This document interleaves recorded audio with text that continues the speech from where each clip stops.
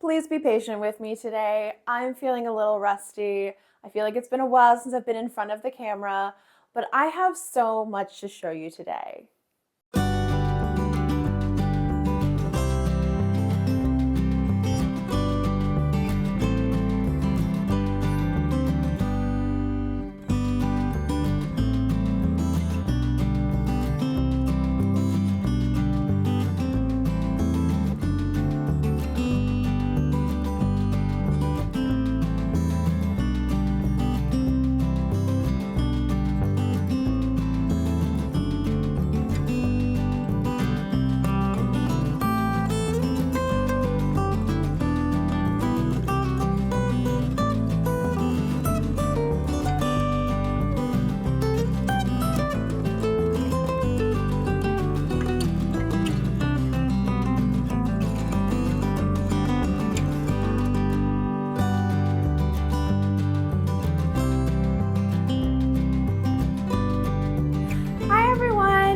Welcome to episode 38 of the Knitted by Whitney podcast. Please be patient with me today. I'm feeling a little rusty. I feel like I haven't been in front of my camera in a long time other than doing these little shorts and everything. It's been a while since I filmed a long form video, but I have so much to show you today. I have 3 finished objects, 7 whips, an upcoming sewing project, a stash spotlight, and some book reviews. Now I know that sounds like a lot, but some of those whips I'm just going to blow right through because I'm just showing you a quick update. It just would feel weird recording this podcast and not showing you those updates. So let me not ramble on too much longer. Let's get into this video. I'm starting by sharing what I'm wearing, which is my See My Vest Chunky. I'm going to just scooch over to the side to put the image right here. I'm filming from an angle in our office that I have never used before, and I am mostly going to be centered, but I'll try and shift off to the side when I am showing a photo there. But this is my recently finished vest. I had this nearly finished in the last podcast episode. I'm also going to share some nice styled photos that I took when I first finished this vest because you really only get to see it not even to my waist from this angle, but I do want to show you what the full vest looks like. Because in the last podcast, I talked about how I was just going to do a solid ribbing all the way down, and I changed my mind. I ended up doing a split hem rib, and I'm really glad that I went with that option. I feel like it gives me just a little more ease around the hips, and it feels really comfortable and cozy. I have been wearing this all the time since I finished it. It has been an awesome layering piece, and as we move into even colder months, this is going to be great to layer with some of my sweaters to give me even more added warmth. I knit this using 2 strands of yarn. I used Ravenswood Fiber Co. Merino Worsted in the color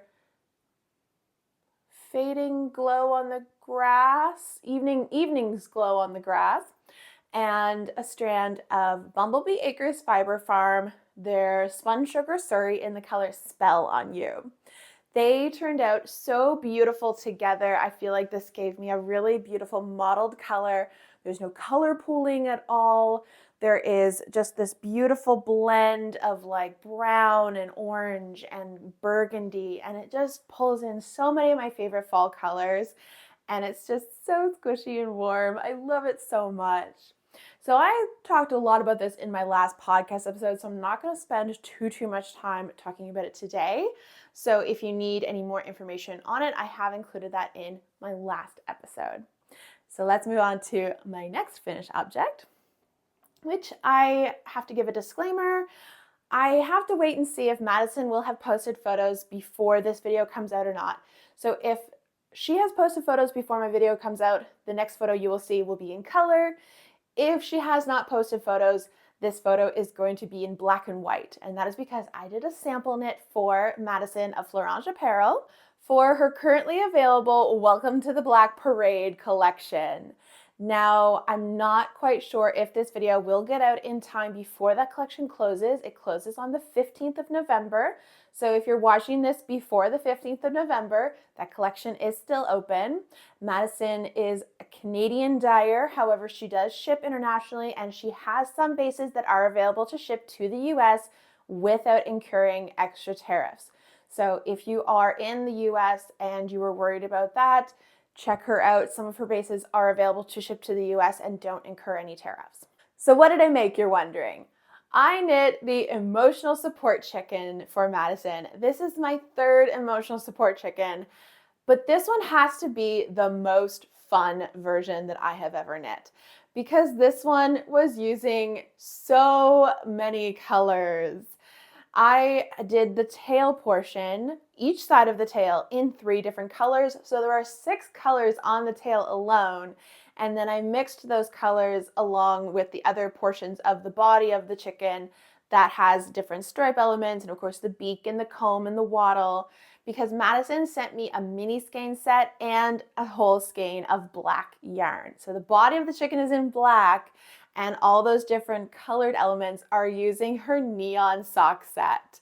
It turned out incredible. It was so much fun to knit, but I was feeling a little tired of doing the chicken because I had done 2 chickens in a row. I did the one for my husband last month, 2 months ago now, because I knitted in August and early September, and we're now in midway November. And then I did the neon version immediately after. I did give myself a bit of a break with the neon one. I only held the yarn double. I didn't hold it triple because I found when I was working with my husband's chicken that holding the yarn triple is really just too thick. I didn't really need that. Double was perfectly fine to meet the gauge of the chicken. And it honestly doesn't really matter because it's a stuffy. You're not trying to get it to fit your body. And it ended up creating a really nice knit fabric, so I wasn't too worried about it. Now, my third finished object is not knitting, it's sewing. I really wanted to share this recent sewing project because this was my magnum opus sewing project. If you've seen my shorts or if you have been over on my Instagram, you'll know that I recently attended HalCon, which is our local Comic-Con here. It's the largest sci-fi and fantasy convention east of Montreal. And I decided to create my entire costume from scratch. I cosplayed as Hera Hammerhand, who is from War of the Rohirrim. It was a Lord of the Rings movie that came out last December. It was the anime version of a new story from the world of Lord of the Rings. And I learned at the convention that pretty much nobody saw it because nobody knew who I was. So I had 3 people come up to me who actually knew the character and knew that I was cosplaying as her. One of them knew in advance that I was going to be cosplaying as this, so they kind of knew ahead of time, but they knew the movie, and they found me in the convention because they recognized my portrayal of the character, not just because they recognized me, because I was wearing a red wig. I looked totally different from myself. But they came up to me and they knew who I was. Other people asked me if I was Princess Fiona from Shrek, which, yeah, I totally get that. It looked kind of similar. I had a slightly different hairstyle and my sleeves were much bigger. And then I had some people think that I was Merida from Brave, which I guess I could see that too. I was wearing a red wig, but it wasn't a big red curly wig, and I didn't have the same sort of sleeves of her dress. Her dress has very fitted sleeves with only little puffy bits. Mine were like really big sleeves. So I've been going on and on about what I was cosplaying as, but I haven't shown you a picture yet. Here is my Hera Hammerhand cosplay, and I'm so incredibly proud of this costume. This is over a month of working on it every day from like anywhere from 4 to 10 hours every single day. My husband will attest to the fact that I was in this exact office every single night and every weekend day from when I started the costume until the day before HalCon. And it was exhausting. It was a lot of work.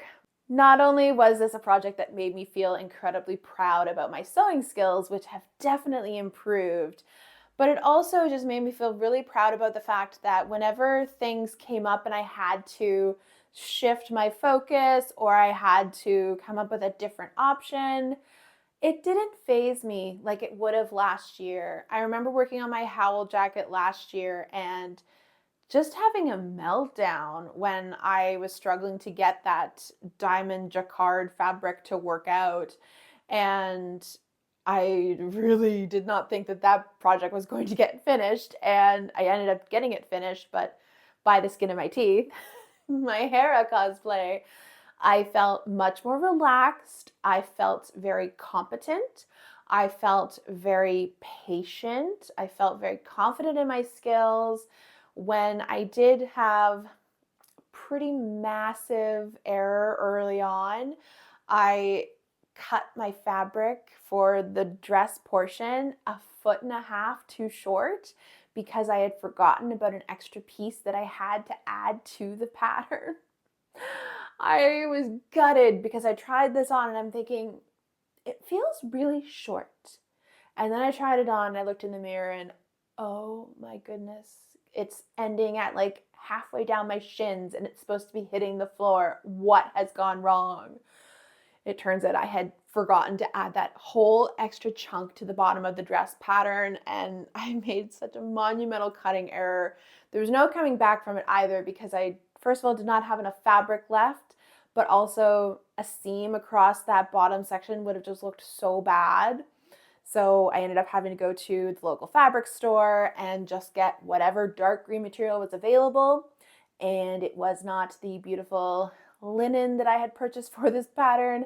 It ended up being polyester, which it ended up not being too bad.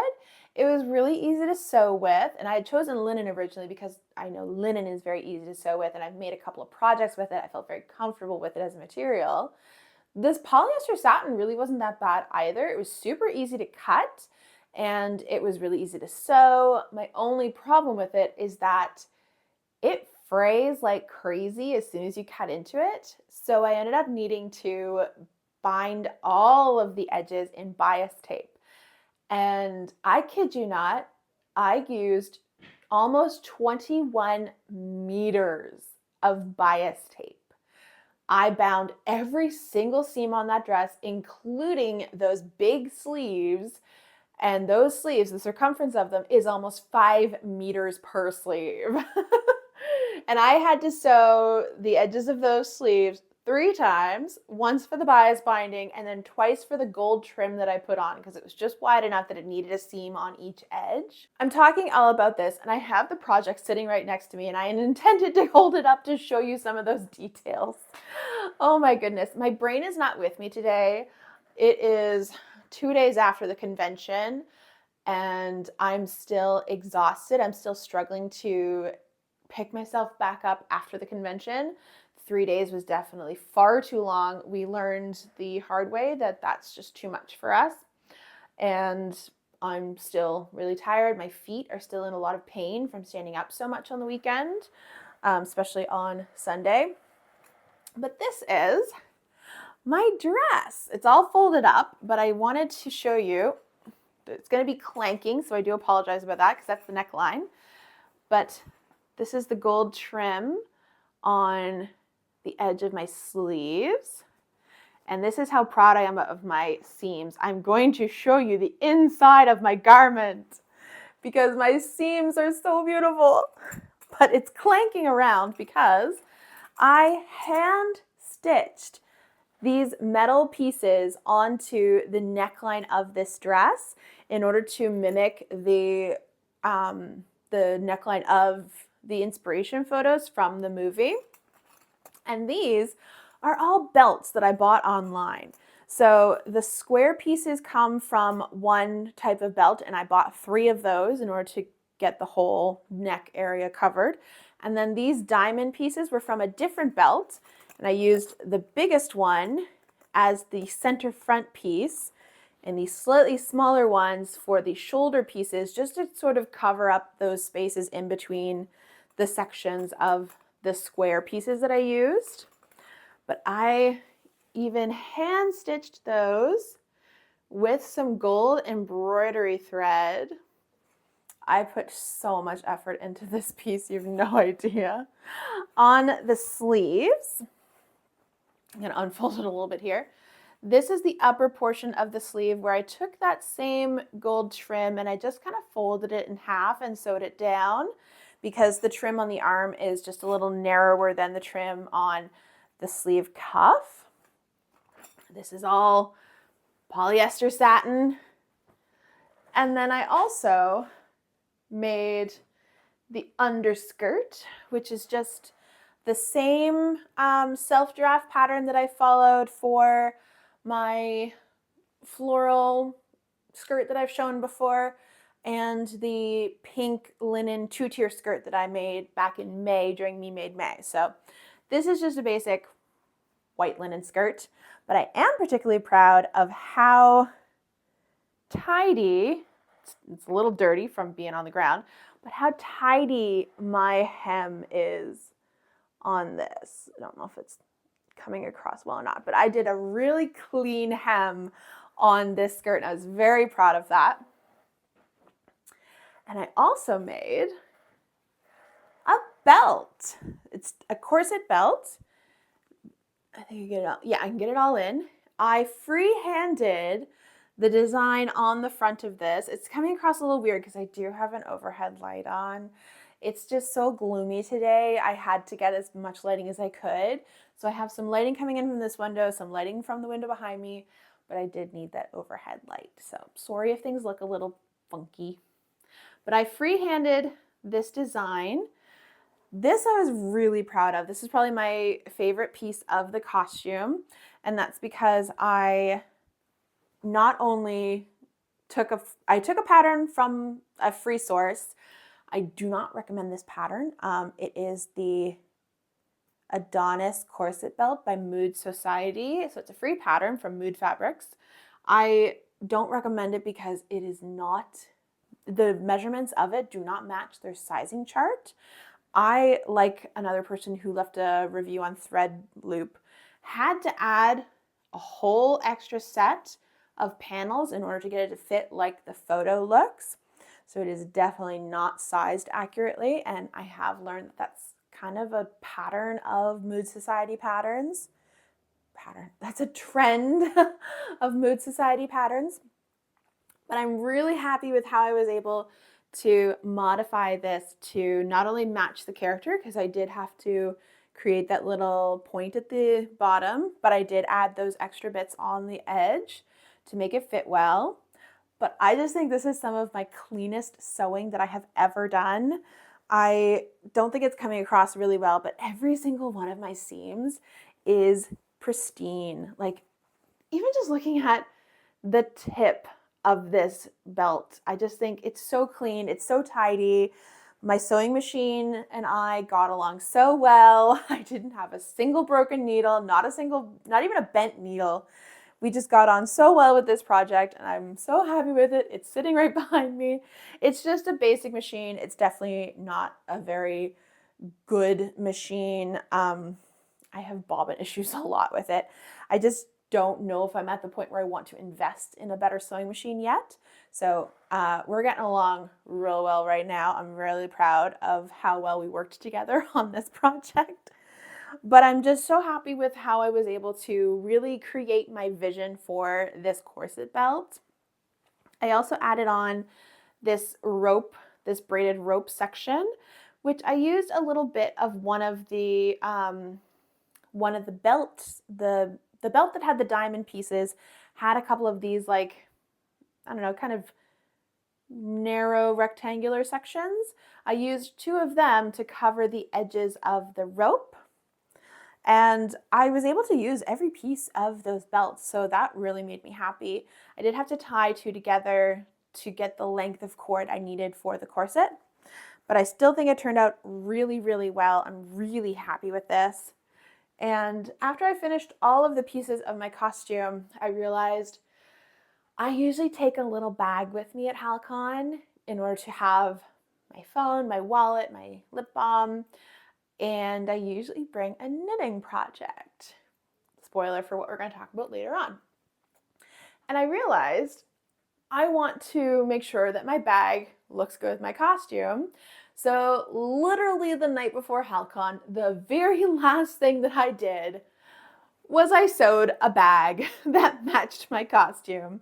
I used some extra of that green polyester satin, and I used some of the gold on the inside. Part of me wished that I'd added some of the gold on the outside, but the gold cords for the loops on the bag really tied it all in, so it was okay that I didn't put gold on the outside, but it just cinches up like this. It is the perfect size to have all of those things that I just mentioned that I wanted inside here.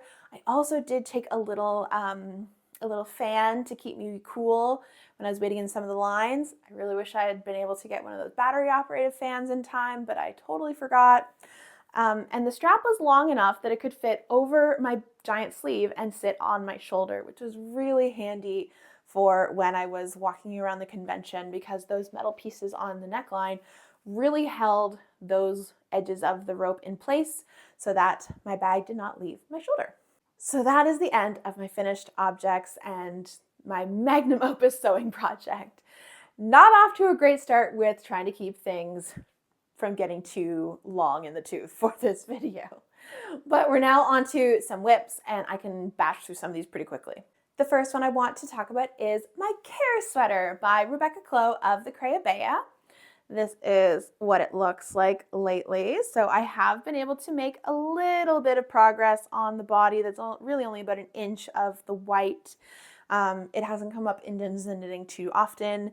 And the last time it came up, it was for 70 minutes, and I found that it was really hard on my hands to work on for that long. So I'm going to try and just do smaller stints on this project. I did finish the collar, and I did have it folded down, but I didn't like it. I'll put a picture right here. I find the folded collar is so bulky and poofy, and I really don't like that look. So I need to try this on at some point and really see where I'm happy with the length of the neckline, put a stitch marker in on that row, and just pull out what I don't need and just rebind off and just have a single layer collar, because the double fold was just not it for this project. So this one is kind of a little on hiatus, or just like making a little bit of progress at a time, but I wanted to at least show that and talk about that because that has been a little bit of a frustration with this project. The yarns I'm using for the Care Sweater are Lismore Sheep Farm single ply fingering weight held with Knit Picks Aloft. They're both in white. The Lismore Sheep Farm is bleached white, and the Aloft is just called white, I think. And the blues are Jamieson's of Shetland in the color Royal, held with the Woolshed Lithadora, which is on their mohair base. My next whip is another project that has been on the needles for quite a long time. It's my Bibliophile 2 sweater. So this is a pattern by Alicia Plummer, and I have finished the body. I'm feeling so good with my progress on this. I'll include a photo of me standing and showing the body, because this is probably one of the longer sweaters that I've made in a while. I'm making this one a full hip length because I really feel that this one will kind of fit like a sweatshirt, and I kind of want that really cozy vibe, that pair with jeans type of sweater. Now this one, I still need to do the sleeves, but this one also is a little bit in timeout because I can't find one of my balls of yarn. This is discontinued yarn, so I don't have more than what I already had, but I only went through 2 skeins for the body of this sweater, and I can only find 1 skein of yarn, and I know I have 4 skeins. So I just need to go on a hunt and find that last 4th ball, because I want to make sure that I start them at the same point at the sleeves and start that color gradient at the right point. So I need to start both of them at the pink. I hope I have enough. I have one of them right here. So this yarn is the Loops and Threads Ombré Hues, which is 426 yards. Now, I don't think I need a full 426 yards for the sleeves, but I definitely don't want to have to play around with the colors in order to get the second sleeve to look the same. So I'm just not quite sure what I'm doing with this one just yet, but we'll wait and see. Moving on to my third whip. This is one that has come up recently and I've been making quite some progress on it. This is my Tolsta tea, and I'm just shaking it out because it's a little crumpled from being in the project bag. But the last time I showed this, I had just recently split for sleeves and I had maybe about an inch done. I have significantly more progress on it now. It still looks pretty small because it's all jumbled up on needles, but I have about 5 inches done on the body. So when I was doing it before, the last time I showed it, I hadn't done any of my bust decreases yet. So I've done some of those. They are not coming across really well, but they are right there. And once I finish doing those bust decreases, I'm now just knitting straight in the round all the way until I'm happy with the length. So once I finish the length, I'm going to pick up the sleeves again and I'm going to knit them until they're like almost at the elbow because I want some nice longer short sleeves for this. I found with my first version of the Tolsta, the short sleeve, like the sleeve underneath the arm was just far too short. And whenever I lifted my arm, the whole sweater came with it because there wasn't much to that sleeve. So I'm really looking forward to having another like classic t-shirt in my wardrobe, particularly in this beautiful color, which is Loops and Threads Silky Soft in the color Cobalt, I believe. See what I mean? I'm getting through these whips fast. My fourth whip that I have to show you is my Oxford cardigan by Tricot Design MCL, also known as Marie Christine Levesque. And this is one that I started this on Labor Day because I started it when Doyle and I went camping. And the last time I showed it, I had only just started doing the sleeve increases. But here we are now. It looks a little more like the yoke of a cardigan. Especially if I turn it to the side, you can really start to see that sleeve head emerging. And I did say incorrectly in my last podcast that this was a contiguous sleeve. It is not. This is a European shoulder construction. So thank you to the person who commented on my video and let me know that that was the correct style of construction. And this is actually quite a fun construction. I think it's a really interesting one. The only thing is there's a lot of sections where I need to really pay attention to the increase rates, to where the increases are going. I ended up making a mistake when I took this to my last stitch social event, and I did a little Dungeons and Knitting episode about that where I ended up only making 2 rows of progress over 3 hours because I had done 2 rows, realized I'd made a mistake, had to undo those 2 rows, and then I redid them again. And I'm at the point now where there's quite a number of stitches on here, and it just took forever to get back and make more progress. But I have since gone past those 2 rows of progress. I think I have 1 more yoke section to do before I can split for sleeves. And I just need to really sit down with my pattern, really pay attention to what I'm doing, get into the flow of it, and then I can make some more progress on this pattern. I have 1 more whip to show you that you have already seen, and after that, it will all be new cast-ons. So my last whip that you've seen already is my Schlia mittens. This is a pattern by a local to me designer, and they are these gorgeous fingerless mittens. Now I have finished the first one, as you can see. I have not yet cast it on for the second one, but I'm not gonna have second mitten syndrome. I promise I won't. I just literally just finished this last night. So this is the first mitten. I have done everything according to the pattern except for the thumb. So it tells you to do a certain number of rows for the thumb in order to cover that up. And I found that I did not need as many rows as they tell you to. I needed about 75% of the rows that you needed. But I just want to show, because now that there is more to the thumb gusset, you might be able to see that pretty heart in purl stitches. It is hard to make out, but it is there. This is right here. You see that there's a heart made out of purl stitches.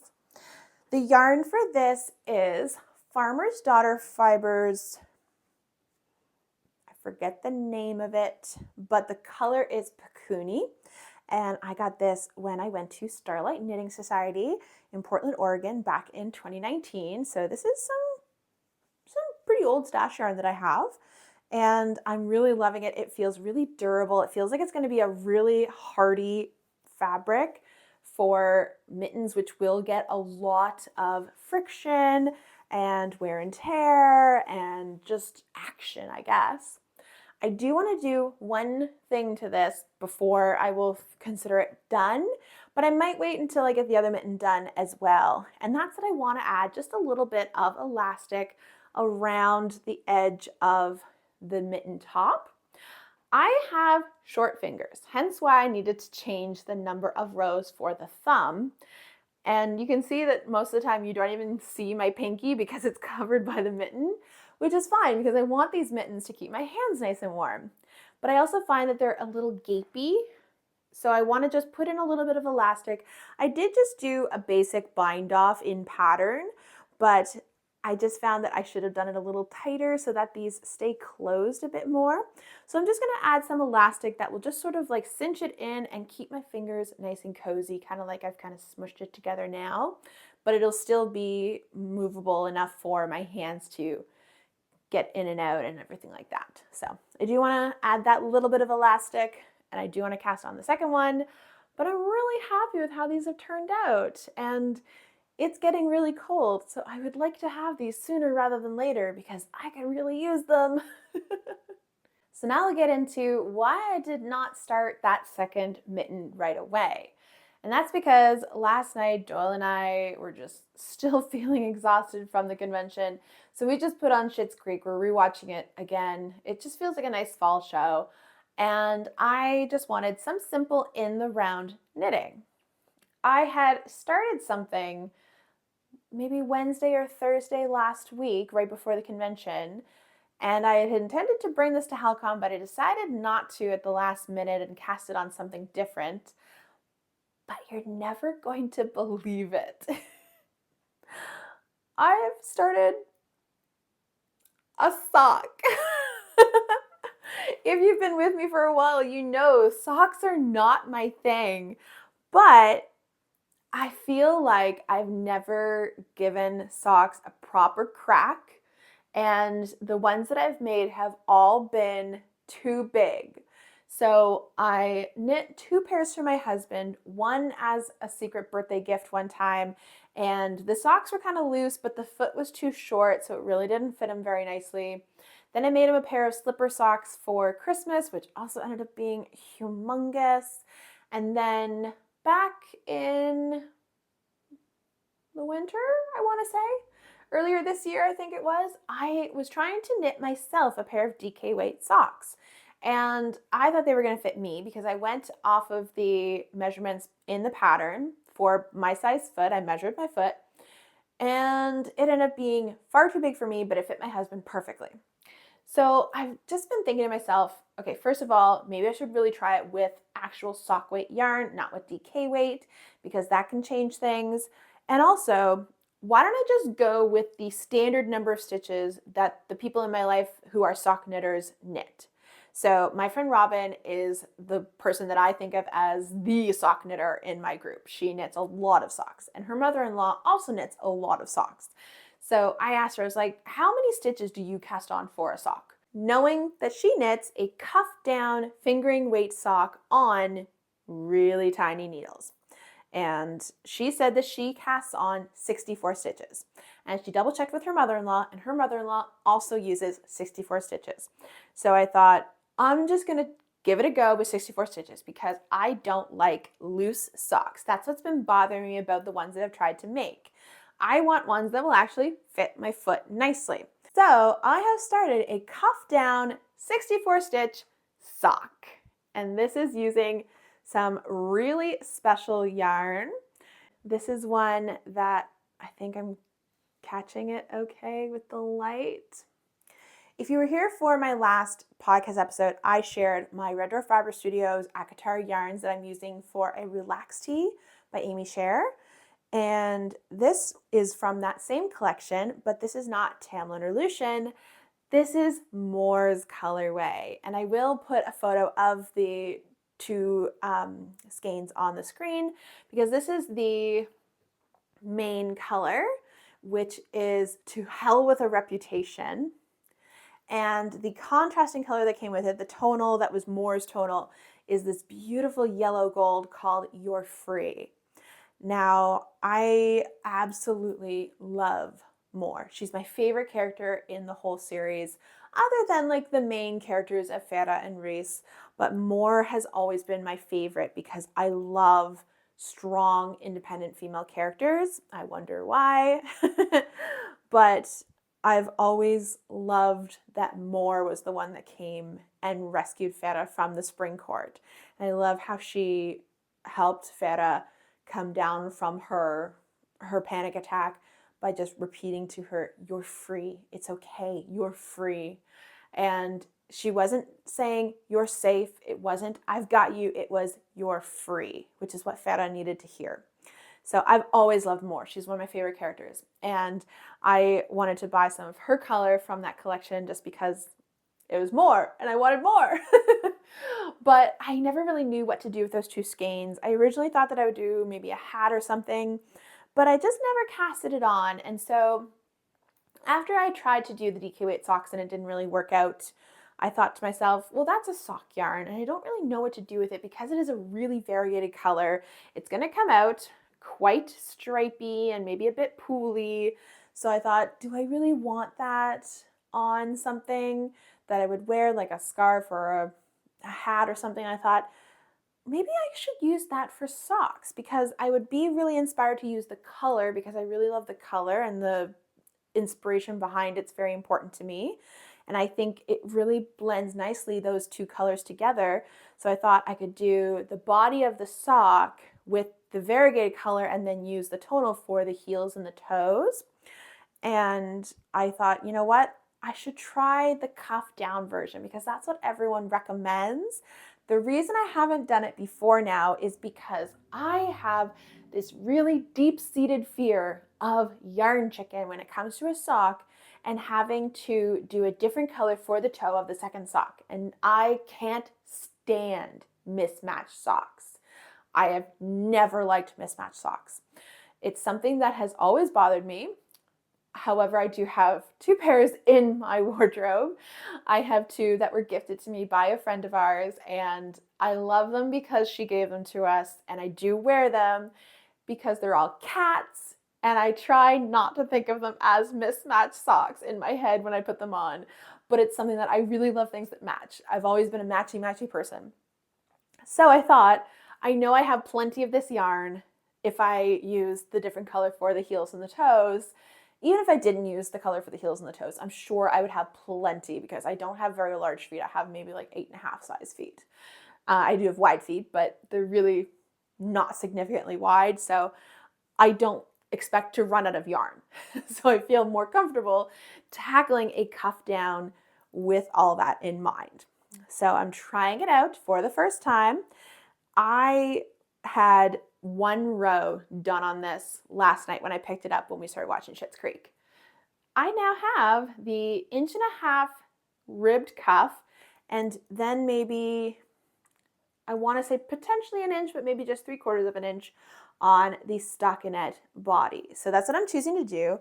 I'm doing just a ribbed cuff and then the rest is going to be stockinette. And then I'm going to do a heel flap and gusset because I have done heel flap and gusset and heel flap, I guess you would call it if you're going from toe up. And I really like that construction. I find it's really intuitive. It feels really relaxing. I think it's the most fun part of doing a sock, actually.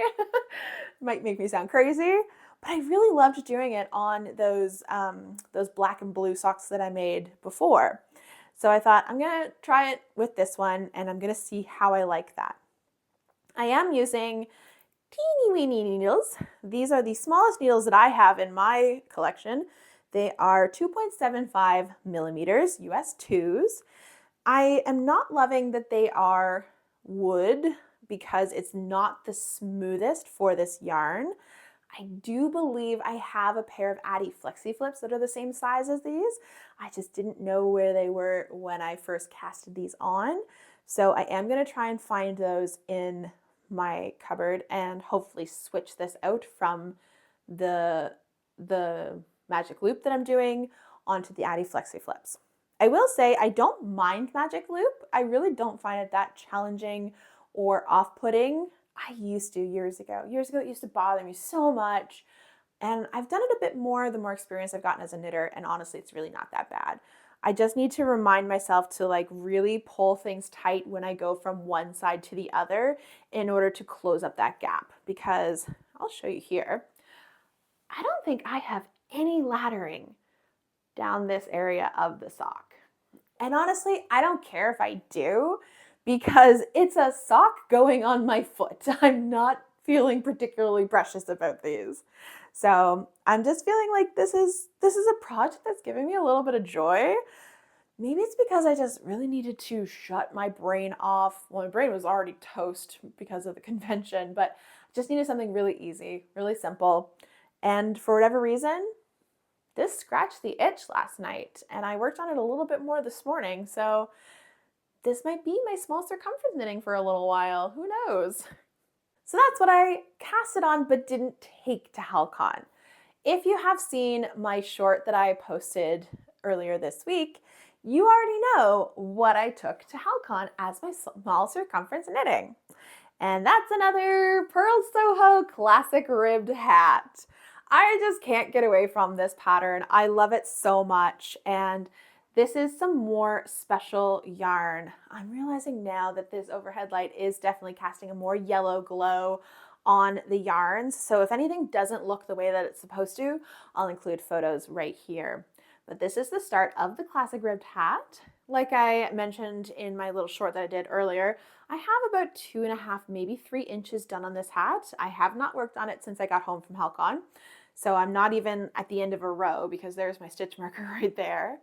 This is some really fun yarn. I picked this up from HalCon last year. It's from one of my favorite local dyers who are called Nerds with Needles. Pretty self-explanatory, but this is their colorway Earth Magic. And in case you can't tell through the screen, it is on their sparkle base. So this has all kinds of stellina through it. And I don't think it's actually catching enough of the light. You can tell how sparkly it is in person, but I'm just working away at this. I'm quite impressed with how the color is knitting up. It does feel very overall speckly. It doesn't feel like it's pooling in any way, so that's quite nice. I'm really appreciating that about it. But that's just a simple classic ribbed hat. It'll be in the background for many an episode. It'll just be my easy knitting in the car on the way to and from work, that type of thing. Although I might work on the sock for a while, but I like to have at least one project like this to be able to take with me anytime I need some anti-anxiety knitting or just easy knitting for in the car where I don't need to pay attention to anything, something small that's quite portable. So it's really great to have these kind of projects on the needles. If you're still with me, you're doing great. I only have one more whip to show you. I recently started casting on a flax sweater. And you might be looking at me, and if you know the flax pattern, you might be thinking, Whitney, that doesn't look anything like a flax sweater. You're right, but that's because I have modified the pattern. So I have had these particular yarns in my stash, one of the longest lasting yarns in my stash. I think they're from 2016 or 2017, and I only started knitting in 2015. So these are pretty early in my knitting journey, but I have them. The yarns are by a company that is no longer around, or at least if they are around, they don't do yarn anymore. They're called We Love Knitting, and they're based out of Australia. But I remember seeing them for the first time on Instagram, and I feel like they were the first hand dyers that I really found online just through Instagram. And I found them because they do all these beautiful neon pastels. And they did a collection one time that was a 3-skein fade called the BFF fade, Best Friends Forever. And it came in this beautiful pink, a purpley kind of pinkish purple blue color, and then a blue. And they're all like white speckle with neon. And I bought that, as well as one more purpley color that was very, very similar to that middle purple, but it was slightly different in order to continue that fade. So I have 4 skeins that I wanted to use to make the Turtle Poof by Hedgehog Fibers, which is a free pattern. However, that pattern uses their alpaca boucle yard, which has so much more loft to it than a fingering weight does, especially a merino fingering. So I thought, why don't I hold mine with some aloft mohair from Knit Picks, which is what the white mohair is. I felt that it wouldn't dilute the neons too much, and it might give it more of like a kind of cloud-like vibe. So I started doing that, and I was going to cast on 4 of the Turtle Poof, and then I got an idea in my head to do a video, hopefully for January. I don't know if I'll be able to get things done in time for that video, and I don't want to say what that video is yet, just because it's still in the planning phases. But I figured instead of doing the Turtle Poof, I'm going to do the Flax, which I have done before, and I love the Flax pattern. It's just been a long time since I've done it, and I don't have my Flax samples anymore because I made them when I was a couple of sizes smaller and they don't fit anymore, so I have since donated them. So I thought, why don't I use the Flax pattern? It's a great pattern. I know I can modify it to look more like the Turtle Poof. So that's what I've done. The Turtle Poof is it's a turtleneck, but it's really a cowl neck because it's a really relaxed turtleneck. So I cast on a bunch of stitches. This is actually my second turtleneck portion of the Flax, because the first one that I did was very tight. I'll put a picture of it right here. It was perfect for an actual turtleneck if I wanted an actual turtleneck. But I wanted the big, flowy, loose cowl style turtleneck of the Turtle Poof. So I casted that on. I have officially finished the length of the turtleneck that I need. It's going to just drape so nicely. You see, it's so nice and loose, because my normal instinct when it comes to doing ribbing edging to patterns is to go down 2 needle sizes comparative to the body needles that I'm using for the rest of the pattern. But with the Turtle Poof, you're supposed to use the big needles throughout in order to keep that nice loose gauge. So this was the second turtleneck that I knitted on the same size needle that I'm going to use for the Flax, which is a 5mm needle, a US 8. And I have officially finished the turtleneck portion. I need to start doing those raglan increases, do my initial row of getting the number of stitches I need to match the size that I'm making, and then set up my markers and get into that. And I just kind of put this on hold because I got real deep into making my sewing project, and I really did not have any brain space to do anything other than super simple knitting. And I didn't even have all that much knitting time because I was sewing all the time. So this one has just been paused since then, but I do want to pick it up again. I do want to keep it going because I'm having a lot of fun. I think it's a beautiful color, and I'm really excited to get to move into the other colors. I don't think I'm even going to bother striping with them because they seem to fade so nicely because they were dyed as a fade. So if there's like a slight color change, if there's like a really stark color change, I'm not going to worry about it because I just want this to be a really fun, cozy, bright neon pastel sweater. So those are all the whips that I have to talk about today. I also just wanted to do a quick little spotlight on a future sewing project that I'm working on, because I have signed up for my first ever sewing test. I'm really nervous, but I think it's going to go great. I chatted with a couple of friends of mine who have done sewing tests before, and they said it's really simple. All you're doing is making the pattern as it's written, drawn out for your size and everything, just the same as you would do if you had bought a pattern. And then you're just giving feedback on whether it fits you the way that it's intended to, whether you use the same amount of fabric that the designer says you're supposed to use in the pattern, and it's fairly simple, fairly easy. And the pattern that I have decided to test is one that I feel confident that I can get done by the deadline, which compared to a knitting deadline is real quick. It's a 3-week test.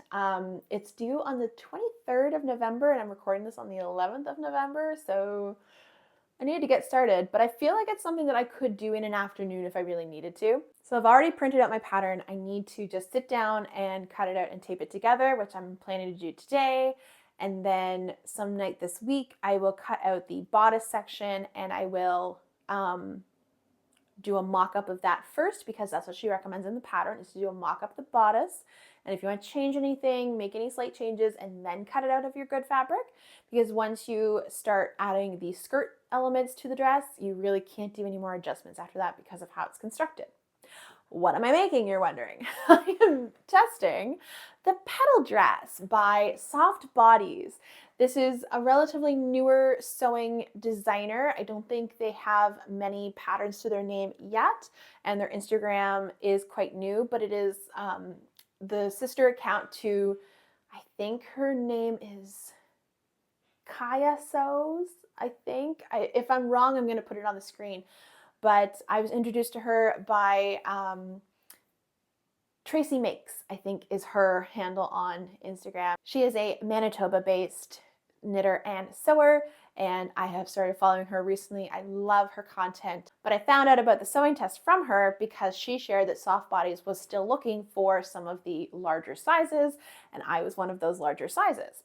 So I'm going to be testing the 4XL size, and I'm going to be doing the CD bust option because I am in need of a larger bust when it comes to a sewing pattern, and I love that that was already included in this pattern. But I really wanted to show off the fabric that I'm using. It is fresh out of the laundry because I just washed it today. And it's this beautiful daffodil and chickadee pattern, as well as forget-me-nots and pussy willows. There's so many things that I love about this fabric, but what I really love is that I got it for $5 a meter. So I was really happy that I got it on sale, but I mainly bought it because of the chickadees. There's one there. Chickadees are really special to me. They have a lot of meaning to me, so I was really happy when I saw this fabric, and I was really excited that it was on super sale. So the first time that I was at the fabric store when I got this fabric, I bought, I think, 4 meters. And I was thinking to myself, that's definitely enough to do a dress that is like a fitted bodice and then like maybe a sheath dress, or maybe just like a fitted bodice and then like a loose skirt. Definitely something with structure. I was thinking maybe like pleating or gathering. And then literally like 3 or 4 days later, I saw Tracy share the Soft Bodies test call for this pattern. And I thought, well, that's what I was intending to make with it. I might as well sign up for the test. And part of me thought, are you really going to want to sew after almost a month of sewing leading up to Halcon? Part of me thought, you're a little crazy for doing that. But the other part of me thought, things are going pretty well with the pattern for Halcon. I'm feeling pretty confident in my skills.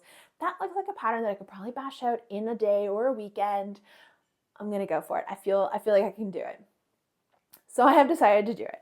And I had to go back to the fabric store shortly after I found out that I was in the test call for more materials for my costume. And I thought, if there's more of that fabric there, I'm just going to buy it just in case I need a little extra. And it was still there. So I got the other, I had bought 4 meters originally, and there was just under 2 meters left of it. So I'm just feeling really confident that I have plenty of fabric to play with just in case, because it is only a 44-inch wide quilting cotton fabric. So not a lot of width to play with. So I thought, I'm just going to get extra just to be on the safe side. So I know I've been talking your ear off a lot, but I only have a couple things left to show you. The first of which is my Stash Spotlight yarn. And this one was just a fun sort of surprise purchase from Michaels. It is Loops and Threads Soft Ombre. And I think this is sort of the follow-up to the Ombre Hues, which is the one that I used for my Bibliophile too. This one here. because this is also a gradient of 3 colors. But this one goes from a soft lilac purple down to like a violet, and then to almost like a really pale bluish periwinkle color. And I just fell in love with this color change. I thought it was beautiful, and I thought, I don't really want that on a sweater, particularly because I'm already using a yarn just like this for my Bibliophile too, but this would be really beautiful as a shawl. And I'm not much of a shawl knitter, but I had the perfect idea in mind when I made my Pillars Tank by Claire Jackson, a perfectly knotted. I had chosen to do the deep V front and deep V back. And when I had started that pattern, I was wearing a back closure bra. And by the time that I got to a stage where I wanted to try on my whip, I had changed to a front closure bra. I am back to a back closure bra now, but the front closure bra came up higher in the back and you could see it beneath the V of that tank top. So to do like a little quick fix, I just knitted a little lace V, a lace triangle panel to fit into that V. And I use a free pattern. I think it's called the Lace Kerchief. It's free on Ravelry.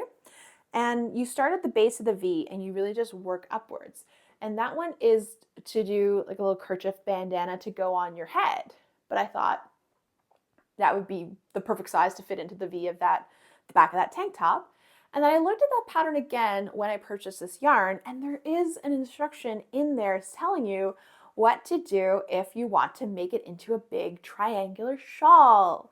It basically just tells you to repeat the same 2 rows over and over again until you like the size, or maybe it's 4 or 5 rows, I don't remember.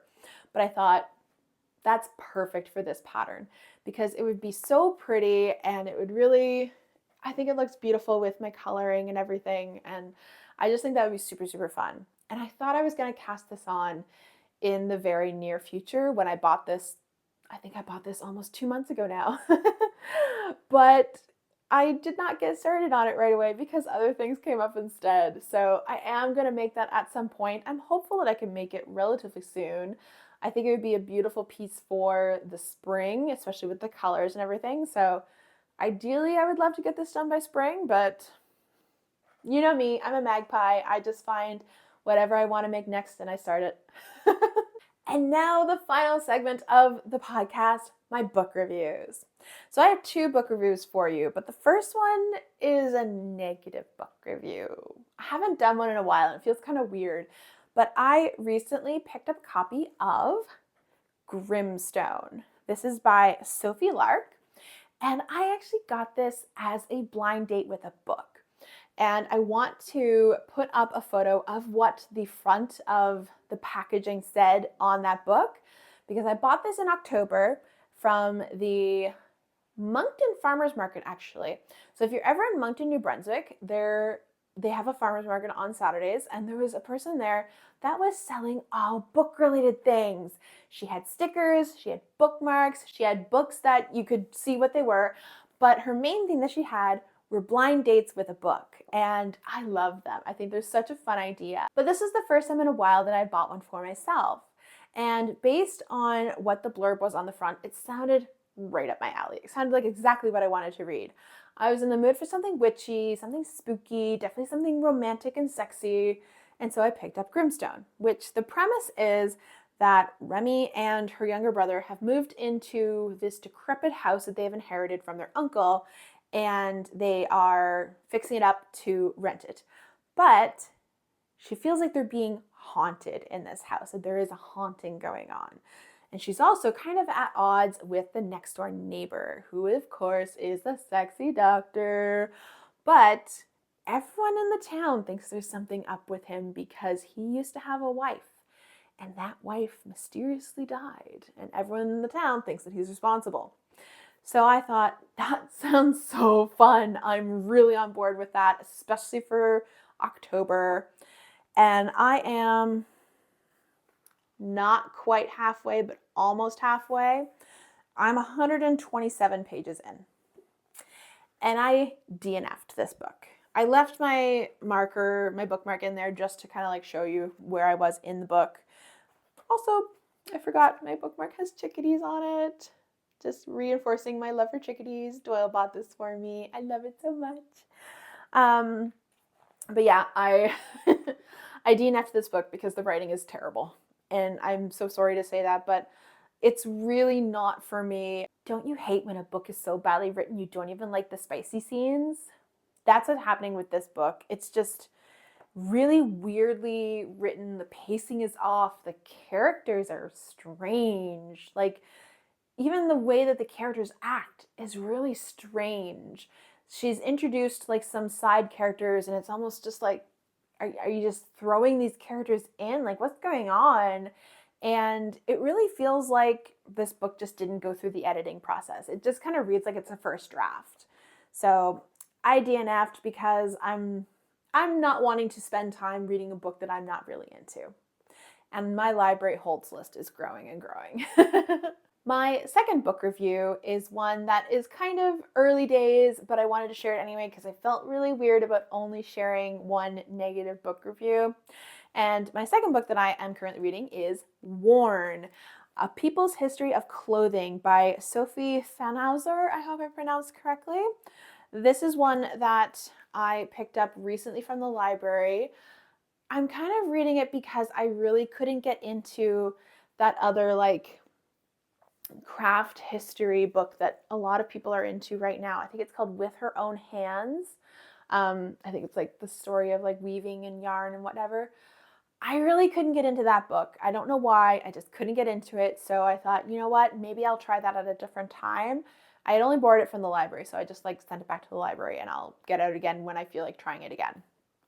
But when I looked up online other books that were similar to that, because I still wanted to read a nonfiction book about the history of craft and that type of thing, I found Worn. So this one tells the history of clothing through 5 different materials used for fabric. It goes linen, cotton, silk, synthetics, and then wool. Not sure why they are in that particular order, other than the fact that it starts with linen because linen is the oldest known fabric. So that's why it starts with that one. And I'm really into it. I've moved on to the cotton section. And something that I like about this book is that it doesn't shy away from telling you the not so good parts about the history of some of those fabric materials. Of course, cotton involves the slave trade in the US, but it's even getting into the ecological concerns about some of these materials and talking about more modern slavery with the migrant workers and with undocumented workers in the United States. So it's really not shying away from anything that is more serious, which is really interesting to learn about because I want to be informed when it comes to the materials that I choose to use and choose to wear. I don't always make the best choices. I am limited by my place in the world, my budget, and my size. So not everything is accessible to me in order to make the best ecological and ethical purchases. So I do like to be informed though, and I like to make educated choices.